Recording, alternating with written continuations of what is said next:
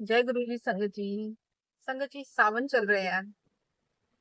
भोलेनाथ की कृपा बरस रही है।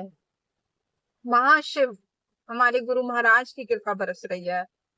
और संगत जी, सावन के व्रत यदि आप रखते हैं हर सोमवार, गुरु महाराज ने वैसे तो अपनी संगत को व्रत रखने के लिए या ना रखने के लिए कभी भी किसी भी चीज के लिए फोर्स नहीं किया है।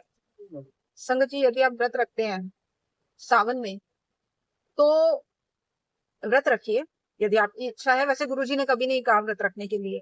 गुरुजी कहते भूखे रहने से रब की प्राप्ति नहीं होगी। कोई गुरुजी कहते आप व्रत रखना चाहते हैं, बिल्कुल रखिए, आपकी श्रद्धा है और भक्ति है।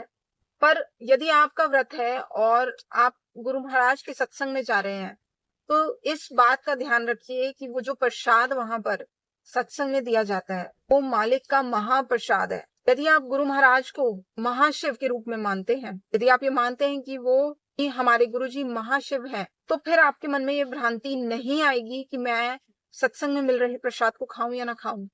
अक्सर होता है संगत में प्रसाद नहीं लेते हैं, क्यों? उनको लगता है मेरा व्रत है, कहीं टूट ना जाए।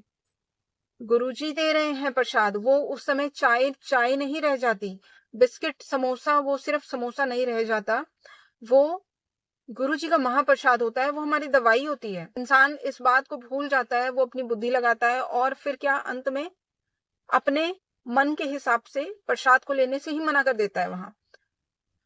अब आप सोचिए, यदि प्रसाद को लेने से हम मना कर दें तो वो किसका निरादर है?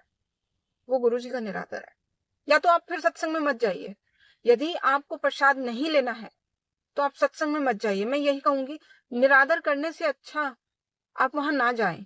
और यदि आप गए हैं तो फिर मालिक को सर आंखों पे रखें, उनके दिए हुए प्रसाद को जरूर लें, क्योंकि वो जी आपको खिला रहे हैं। वहां क्या देना है प्रसाद में क्या नहीं, वो यदि आप ये मानते हैं कि सत्संग गुरुजी डिसाइड करते हैं तो गुरुजी के सत्संग में मिल रहा जो प्रसाद है वो भी गुरुजी ने ही डिसाइड किया है।